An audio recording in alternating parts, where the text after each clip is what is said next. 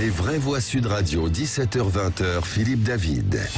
Ils devront tous faire un effort, tous prendre conscience que nous entrons dans un monde nouveau. C'est déjà de demander un effort à la population parce qu'aujourd'hui, on a des réserves qui nous permettent de tenir jusqu'au mois de juin. Tous prendre conscience qu'il va falloir accélérer notre indépendance vis-à-vis d'énergie fossile. Et donc, il suffirait qu'en fait, on diminue de 2 degrés nos niveaux de chauffage et nos niveaux de consommation de gaz pour faire en sorte qu'on soit sûr de tenir jusqu'à la fin de l'été. Et après, on verra pour la saison prochaine. Sud Radio, les vraies voix. Le débat est ouvert. Sandrine Rousseau et Bruno Le Maire vous le disent, vous les avez entendus, mettez des pulls chez vous et chauffez moins. Bon, ça ne concerne que les pauvres, les mieux lotis n'ayant pas de problème pour les fins de mois. Eux, ils ne sont pas concernés. Mépris de classe à son summum. Sandrine Rousseau, la nouvelle Marie-Antoinette, vous savez, s'ils n'ont pas de pain, qu'on leur donne des brioches. Et Bruno Le Maire, c'est un peu le nouveau Don Salluste. C'est normal. Les pauvres, c'est fait pour être très pauvres et les riches, très riches.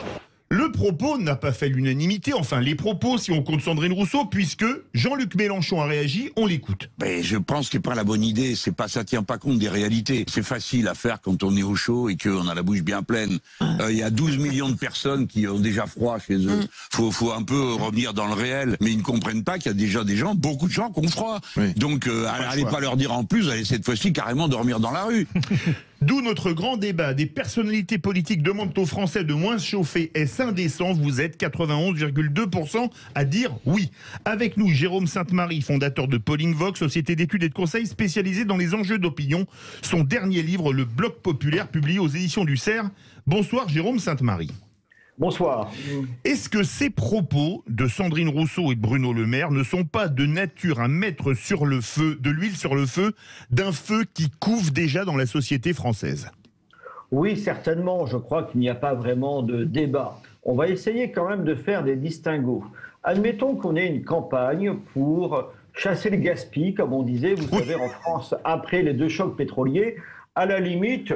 À tête opposée, on pourrait dire, ben voilà, il faut peut-être la température idéale dans les appartements, c'est celle-ci et pas celle-là. Pourquoi pas? Mais là, c'est une improvisation par rapport à une crise qui est extérieure à la France. Et il faut faire, à mon avis, une distinction assez nette entre les 2 personnes qui ont tenu ces propos très contestables. D'une part, Sandrine Rousseau, sincèrement, ça n'a pas beaucoup d'importance, elle n'a pas le moindre pouvoir, elle n'est donc pas candidate à l'élection présidentielle et elle est totalement isolée dans son angle wokiste et je pense qu'elle a déjà perdu auprès de tous ceux qui ne sont pas les adeptes de ces théories wokistes le crédit qu'elle pouvait avoir, donc je pense que pour elle, ça ne changera pas grand-chose. C'est beaucoup plus préoccupant de la part de Bruno Le Maire, qui lui est au pouvoir, qui lui est ministre, qui lui est donc redevable en quelque sorte du bien-être des Français et qui semble comme cela reporter sur les ménages, reporter sur les individus qui n'en peuvent mais, les problèmes que nous avons compte tenu de la situation internationale et peut-être des décisions que nous avons prises par rapport à celle-ci. Philippe Bilger. Jérôme Sainte-Marie, je rejoins la distinction que vous faites entre la responsabilité de Bruno Le Maire et Sandrine Rousseau, qui n'est plus à une incongruité près. Mais comment dire, je sais bien que le pouvoir, en général, n'a pas de mal à supporter les maux qu'il inflige à la société. Mais est-ce que vous ne croyez pas tout de même que derrière cet affichage ou cette apparence de mépris, cela ne pose pas un problème un petit peu politique en France? Il me semble parfois que toute nécessité d'un constat, tout réalisme sont obligatoirement affectés par l'accusation de mépris ou de condescendance à l'égard des classes populaires, alors qu'il peut y avoir des attitudes intellectuelles et politiques motivées par la nécessité et qui probablement n'impliquent pas de la part des responsables politiques un quelconque mépris. Je suis persuadé que, par exemple, Bruno Le Maire n'en éprouve aucun à l'égard des citoyens. Jérôme Sainte-Marie. Je vous laisse avec cette certitude qui n'est pas étayée par l'expérience la plus courante, on va dire. Mais bon, pourquoi pas. Mais mais je ne vais pas développer, malgré quelques exemples assez précis que j'aurai en tête.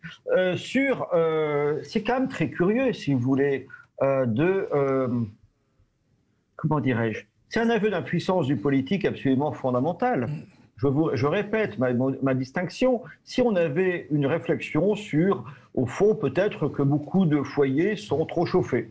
C'est assez probable en plus. Donc là-dessus, on peut très bien avoir une politique énergétique au long cours et avec une forme de pédagogie pour les Français. Mais là, on est pris à découvert par quelque chose et la seule réponse qu'aurait le politique, c'est dire, en réalité, débrouillez-vous. Parce qu'en fait, c'est demander aux gens de basculer dans une forme d'économie de pénurie. Et sur tout simplement le chauffage, nous sommes en hiver, c'est quand même quelque chose d'assez surprenant. Je vous rappelle encore une fois qu'on a tous ça en tête. J'avais pensé à Marie-Antoinette, effectivement, mais on pense bien sûr aux gilets jaunes, on pense bien sûr à la taxe sur le carburant. Je crois que c'est une énorme maladresse. En tout cas, ça aura au moins un avantage. C'est, puisque nous sommes qu'à quelques semaines du premier tour, enfin, les sujets économiques et sociaux, les sujets de l'élection présidentielle, par ce biais un peu incongru, vont peut-être enfin revenir dans le débat public. Boris Faure veut réagir. Oui, ce qui a certainement aussi choqué les Français, c'est un problème d'équité. C'est-à-dire qu'on sait que 60% de la consommation énergétique est le fait des entreprises et des industries. Et là, le maire ne s'adresse qu'aux Français de base, si j'ose dire. Or, la véritable équité serait de dire, voilà les efforts que je demande aux entreprises et aux industries, et je vous demanderai des efforts peut-être équivalents. Quant à Sandrine Rousseau, le problème de Sandrine Rousseau, c'est que maintenant, elle est dans une posture quasi systématique d'écologie punitive. Elle incarne en fait une sorte de Torquemada en fait de l'écologie. Et même si elle peut dire de temps à autre des choses intéressantes, mais on ne peut plus la suivre en fait. C'est impossible désormais. Jérôme Sainte-Marie. Oui, mais là encore, distinction. Sandrine Rousseau tweet tous les jours, abondamment, sur tous les sujets. C'est assez... Bon, voilà. Mais pourquoi pas ? C'est devenu une forme d'influenceuse écologiste, si j'ose dire. Chacun s'occupe comme il peut. S'il y a un public pour ça, c'est la liberté des gens. Moi, je n'y vois aucun inconvénient. Encore une fois, la distinction est radicale avec un ministre de l'économie qui doit avoir envisagé ces choses-là auparavant et qui ne peut pas rendre les Français, les ménages français, redevables de leur sort.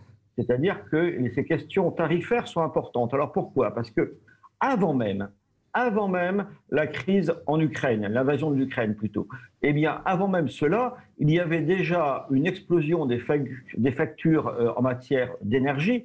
Et on sait que beaucoup de ménages, entre les prélèvements obligatoires, entre tout ce qu'il faut faire, c'est la notion, ont un budget qui est très fortement contraint.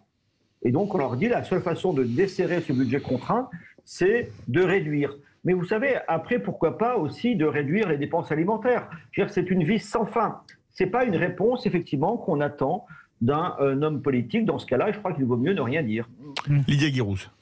Bon, avant la crise en Ukraine, il y avait aussi effectivement des problèmes liés au coût de l'énergie qui étaient aussi dus à une crise au niveau mondial. Et cette hausse du prix de l'énergie ne concernait pas que la France. Et le gouvernement essayait de mettre en place des mesures pour essayer de corriger ça dans la mesure du possible, puisque en fait, on ne maîtrise pas tout à fait les choses.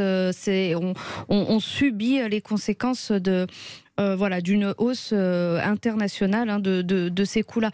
Je pense que Bruno Le Maire, on peut considérer que c'est une maladresse de sa part, mais là où je m'interroge, c'est qu'est-ce qu'on peut dire aujourd'hui... Pourtant, sa grande intelligence était un handicap pour sa carrière politique. Qu'est-ce qu'on peut dire aujourd'hui quand on est responsable politique ? Alors oui, il est ministre de l'économie et des finances, mais est-ce qu'on peut véritablement dire des choses sans que ce soit mal interprété, considéré comme du mépris, considéré comme pouvant être offensant ? C'est peut-être, s'est-il dit, quelque chose de l'ordre simplement du bon sens paysan. Et je me demande, si je parle aujourd'hui de bon sens paysan, est-ce qu'on va dire que je méprise les paysans ? On est tellement dans une espèce de folie collective, on a toujours peur d'offenser tout le monde. Est-ce que Bruno Le Maire n'a pas juste parlé avec un peu de bon sens ? Et concernant Sandrine Rousseau, je pense que c'est un non-sujet, ses tweets et ses réactions. Mais je voudrais revenir sur Yannick Jadot. alors je crois qu'il a tweeté quelque chose d'assez incroyable. Yannick Jadot propose de faire les machines à laver, de faire tourner les machines à laver la nuit. Oui, c'est moins cher. Parce que ce serait au tarif moins de nuit cher. courant, oui. Ah ben, formidable. Là, est-ce qu'on n'est pas dans l'infantilisation des Français? Et par ailleurs, quand on vit dans des immeubles, c'est juste ne pas respecter ses voisins quand on fait tourner la machine à laver la nuit. À 4 heures du matin. Et c'est pas hyper écolo, hein, donc c'est quand même très contradictoire parce que ça consomme la même énergie. Hein, donc je comprends pas ces responsables politiques qui vont à ce niveau de détail et à ce niveau d'infantilisation des Français qui savent quand même gérer leur budget et essayer de faire au mieux pour finir les fins de mois, même si c'est très difficile pour beaucoup d'entre eux. Jérôme Sainte-Marie, je vous connais bien, je sais que vous n'êtes pas un homme déconstruit, mais que vous faites aussi tourner la machine à laver. Je vous laisse répondre à Lydia Kirous. Oui, absolument. Et effectivement, là, on voit la contradiction qui apparaît entre un discours politique qui est de plus en plus intrusif dans la vie des Français, mais en même temps qui prend de moins en moins en charge leurs conditions de vie. Parce qu'encore une fois, on n'est pas en train de faire des commentaires sur le prix des consoles vidéo. On n'est pas en train de faire des commentaires sur le prix des charters pour partir en vacances. On est en train de parler d'une dépense contrainte pour les ménages. Il s'agit là de se chauffer. Personne, à ma connaissance, sauf avoir atteint un degré de perversion assez rare, ne s'amuse à consommer du chauffage pour le plaisir. Il n'y a rien de jouissif ou de ludique dans le fait d'être trop chauffé chez soi. Donc, c'est là où on arrive à quelque chose où, effectivement, si on est impuissant, il ne faut rien dire. C'est particulièrement désolant de la part d'un candidat, Yannick Jadot, qui, en plus, n'est pas interpellé sur le sujet. Il n'est pas redevable de ce problème et je ne suis pas sûr qu'il le soit jamais.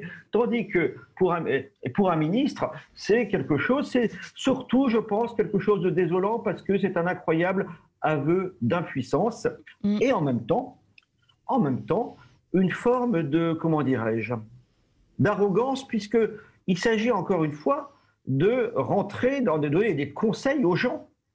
On ne peut rien faire, mais on leur donne des conseils. Dans ce cas-là, il vaut mieux se taire. Alors je pense qu'on est sur le croisement de deux courbes, en quelque sorte. La moindre capacité de l'État à intervenir concrètement sur la vie des Français et sa propension de plus en plus grande à leur donner des conseils ou des injonctions sur n'importe quel sujet.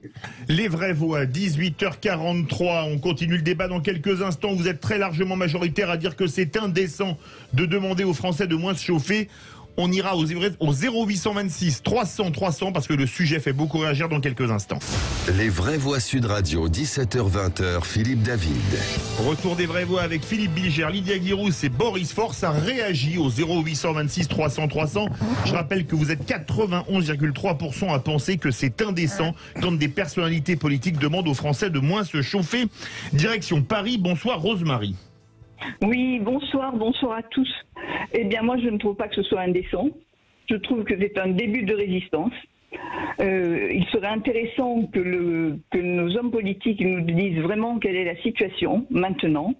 On nous fait croire qu'on est capable de résister à Poutine, et moi, je crois que nous sommes nus comme des vers. Donc, il faut faire une réflexion pour voir comment on peut s'organiser pour ne pas avoir à subir ce qui se passe en Ukraine.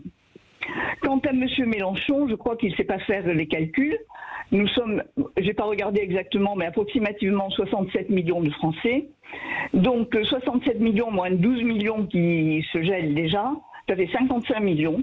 Et peut-être que ces 55 millions peuvent faire un petit effort, en sachant très bien que c'est le minimum qu'il faut que le gouvernement nous dise où on en est et comment on va pouvoir faire pour résister.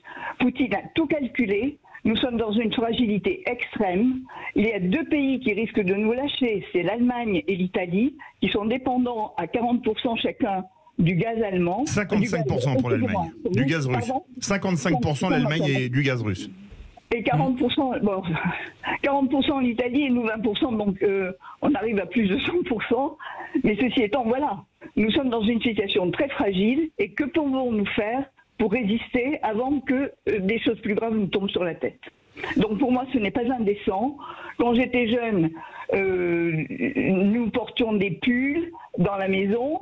Je suis âgée maintenant, je n'en suis pas morte, et j'ai fait pareil pour mes enfants, qui ont maintenant plus de 50 ans, et qui ne sont pas morts et en pleine santé. Voilà. Merci beaucoup, Rosemary de Paris. On prend la direction du Lot. Bonsoir, Nelly. Bonsoir, merci des vraies voix. Merci vraiment. Alors, juste, et j'apprécie énormément l'intervention de la personne auparavant, parce qu'en fait, c'est ça. Il faut qu'on fasse tous des efforts. Ce qui nous est proposé comme monde est absolument compliqué, mais au final, il faudrait que les gens apprennent à faire des efforts. Et d'autre part, concernant la personne qui a parlé de l'absurdité de faire des cibles la nuit, je l'informe, cette personne qui n'a pas d'information. Pardon ? C'est Lydia Guirousse. Oui. Je reprenais le propos d'Yannick Jadot. Elle reprenait le propos d'Yannick Jadot. Oui, hein. C'est pas elle disait ce qu'a dit Yannick Jadot. Non, mais écoutez, à partir d'1h30 le matin, la nuit, donc du coup. Oui, du matin, oui. Nous sommes en heure creuse concernant. Théoriquement, c'est avant, c'est 22h30 hein, pour la consommation pour moi. Ça dépend des régions, en fait. Ça dépend des régions. Ça, c'est le coup. Donc, 1h30, moi, je programme évidemment, les nouvelles machines ne font pas tant de bruit que ça. Et pour l'effort, pour tout le monde, par solidarité, on peut comprendre que son voisin fasse sa machine la nuit. Voilà. Bien sûr, surtout quand c'est au-dessus de chez vous. Il faut dire que c'est très agréable. Mais alors, le Parisien, ma chère Nelly, vous êtes du Lot. Je suis né dans votre très beau département. Les Parisiens, vous savez, on dit que c'est à Toulouse, même les mémés aiment la castagne. Les Parisiens ne sont pas les voisins les plus sympathiques. Vous êtes parfaite alors. Je suis née dans vive le Sud. On a le sens de la résistance. Donc oui, en ce moment, je mets une petite veste, une petite laine en plus pour moins consommer. Voilà, c'est mon effort à moi. C'est ma façon de résister. Merci beaucoup, Nelly. On va faire réagir brièvement Jérôme Sainte-Marie. Qu'est-ce que vous voulez répondre à Rosemary et à Nelly? Les Français sont résilients? Non, ce qui me frappe surtout, c'est qu'on ne sait pas très bien pourquoi on devrait faire ça. Est-ce que c'est pour payer moins cher? Ou bien est-ce que c'est pour résister? D'ailleurs, à ce moment-là, résister à quoi réellement? C'est que, ou bien est-ce que c'est parce que c'est meilleur pour nous-mêmes? Peut-être qu'effectivement, en moyenne, on se chauffe trop, peut-être que c'est pas bon pour la santé, on ne sait strictement rien, mais certains disent cela. Mais ce qui est un peu embarrassant dans ces déclarations, c'est qu'elles sont faites dans l'urgence face à une augmentation affolante de la facture et qui n'est pas justifiée. Donc, si vous voulez, chacun est en train de bricoler sa propre explication parce que c'est bon pour la planète, parce que ça coûte moins cher, parce que ça permet de résister à la pression russe, si je comprends bien, ou un truc comme ça. Mais en réalité, ces déclarations sont d'autant plus embarrassantes qu'elles sont données sans considérant, si j'ose dire, sans que l'objectif soit clairement exprimé.